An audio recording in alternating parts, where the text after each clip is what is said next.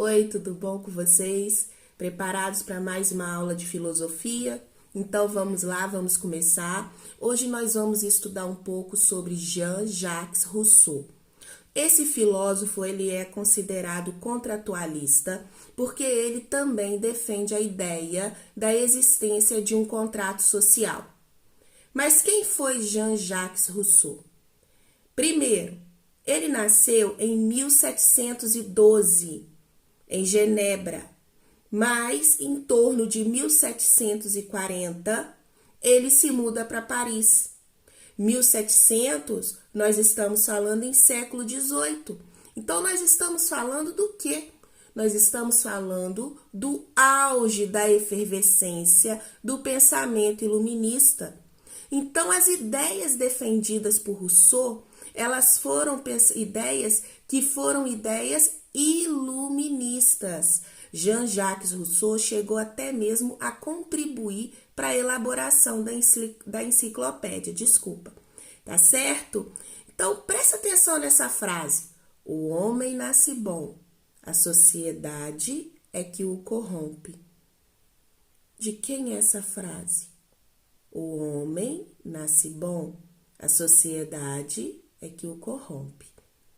Lógico que essa frase é de Rousseau. Essa frase, ela sintetiza o pensamento que foi defendido ao longo da filosofia desenvolvida por Rousseau, certo? Vamos desenvolver esse pensamento para a gente entender um pouquinho como que ele se construiu? Então, vamos lá. Para Rousseau, primeira coisa, o progresso, ele foi ruim para o ser humano.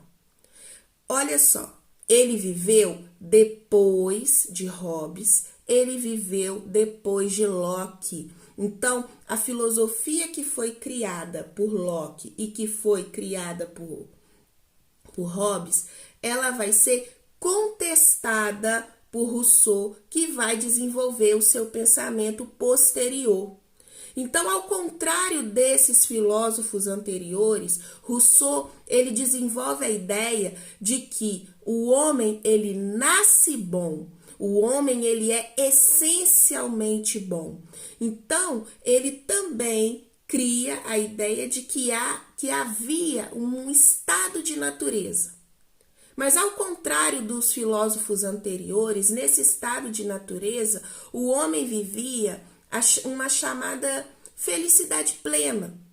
Por que a gente pode falar que esse homem, ele vivia uma felicidade plena? Porque para ele não havia competição no estado de natureza. No estado de natureza, o homem, ele vivia feliz, porque ele não vivia em guerra. Vamos entender por que esse homem não vivia em guerra. Primeiro, os únicos interesses que esse homem tinha era o de sanar as suas necessidades imediatas, que era a necessidade de alimento, de abrigo, as necessidades básicas de um ser humano. E para sanar essas necessidades básicas, esse homem, ele tinha os recursos naturais em abundância. Então, se ele tinha em abundância, esse homem não precisava competir, porque ele tinha como encontrar esses recursos de maneira imediata.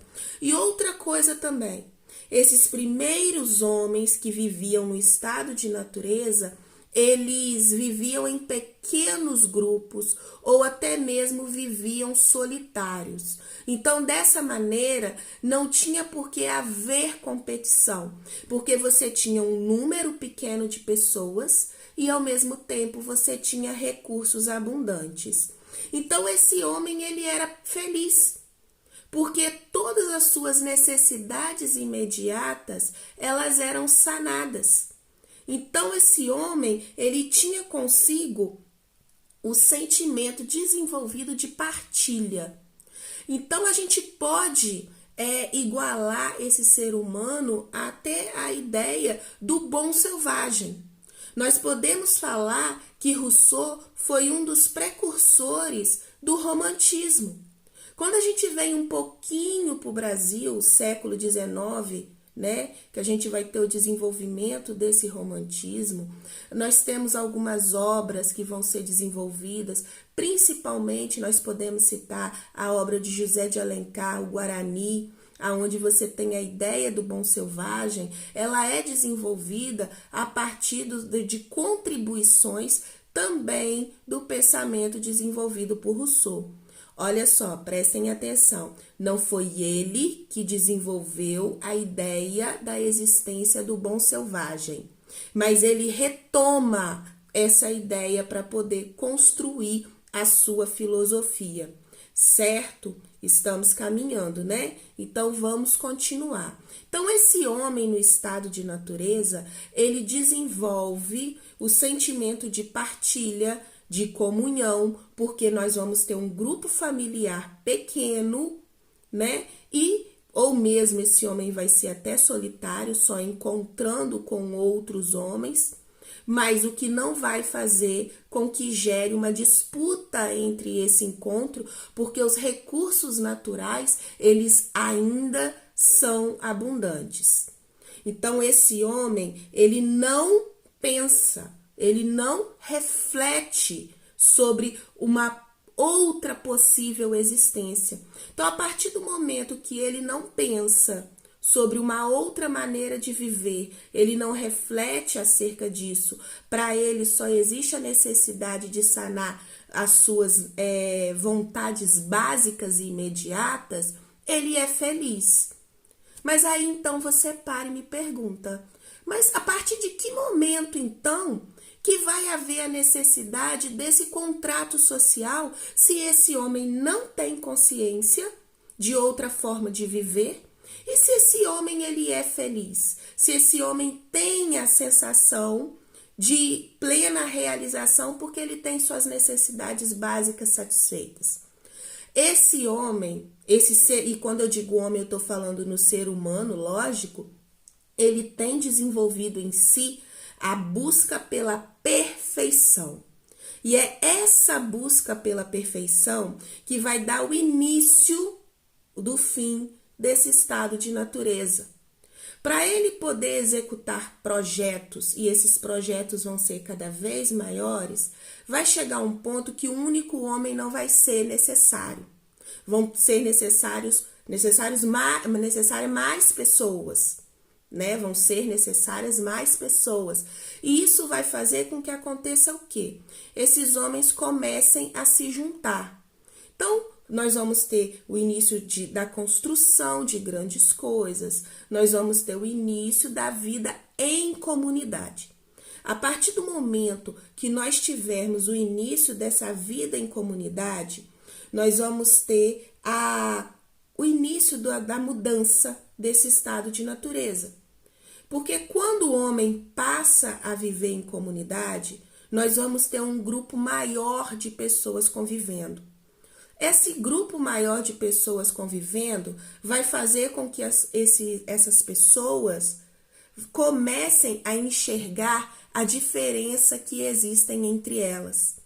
Você vai ter as mais belas, as não tão belas, você vai ter aquele que executa uma atividade mais rápida, você vai ter aquele que vai ter um raciocínio melhor, você vai ter aquele que vai ter um controle maior, um espírito de liderança.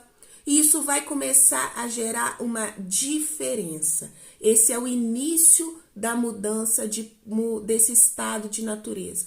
Esse é o início do fim desse estado de natureza.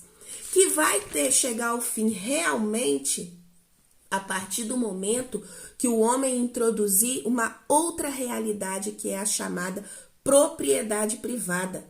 A propriedade privada vai pôr fim ao estado de natureza, porque a propriedade privada, ela, embora passe a ideia de que todos tenham direito, nem todos vão ter bens, nem todos vão ter aquilo que possuir. Então, a propriedade privada, ela vai começar a diferenciar as pessoas entre ricos e pobres, possuídos, né? Usei um termo errado. Pessoas de posses e pessoas despossuídas de posses. Então, essa diferença é que vai colocar fim ao estado de natureza. E a partir do momento desse fim de estado de natureza, a partir do momento que você tiver a introdução da propriedade privada, você vai ter o início de uma guerra entre ricos e pobres, entre mais fortes e mais fracos. A partir desse momento surge a necessidade do contrato social. E esse contrato social, ele é uma imposição dessas pessoas que possuem a propriedade privada. Para Rousseau, o contrato social, ele é uma ilusão criada por aqueles que possuem o poder. Ilusão por quê? Porque ele passa a mensagem de que todos vão ser beneficiados desse contrato social, quando na realidade não vão ser todos que vão ser beneficiados, vão ser aqueles que possuem posses, são aqueles que possuem a propriedade privada. Por que vão ser eles que vão ser os beneficiados? Porque vão ser eles que vão ter a garantia dessa posse de bens, dessa propriedade privada. Então, na realidade, a necessidade do contrato social, ela é como que eu posso dizer? Uma garantia para que o poder não seja perdido. E, ao mesmo tempo, através desse contrato social, você vai ter uma intenção, né? Vai ser vendida a ideia que você vai ter paz, prosperidade, justiça, quando na realidade você vai ter uma dominação, uma escravização, uma subjugação daqueles que são mais desfavorecidos. Então, ao mesmo tempo que você percebe que Rousseau, ele dá a entender que ele é extremamente contrário à sociedade, que ele acha que a sociedade, o progresso, não foi ruim para o homem, ele também dá a solução dentro desse contrato social, aonde essa sociedade se torna algo bom. Ele cria a ideia da vontade geral. O que é a vontade geral? Uma vez estabelecido o contrato social, é impossível para esse homem retornar ao seu estado original, né? É impossível para ele retornar à inocência. Então, é necessário que ele busque os meios para garantir que haja uma igualdade entre todos. Rousseau acredita que a função da vontade geral dentro do contrato social é garantir que não haja uma disparidade entre ricos e pobres, entre pessoas com posses e pessoas sem posses. Isso vai se dar através do quê? Através do governo que vai ser formado por todos. Então, dentro desse contrato social, a vontade geral, ela tem a função de trazer à luz que você vai abrir mão das suas vontades individuais em favor da comunidade. A partir do momento que essa comunidade tiver a vontade geral exercida, a igualdade, ela vai ser alcançada. A igualdade sendo alcançada, você consegue diminuir essa disparidade entre ricos e pobres. Então, você consegue promover uma justiça social, certo? Então, essa, né, foi a principal contribuição da filosofia de Rousseau. Bom dia a todos. A gente fica por aqui.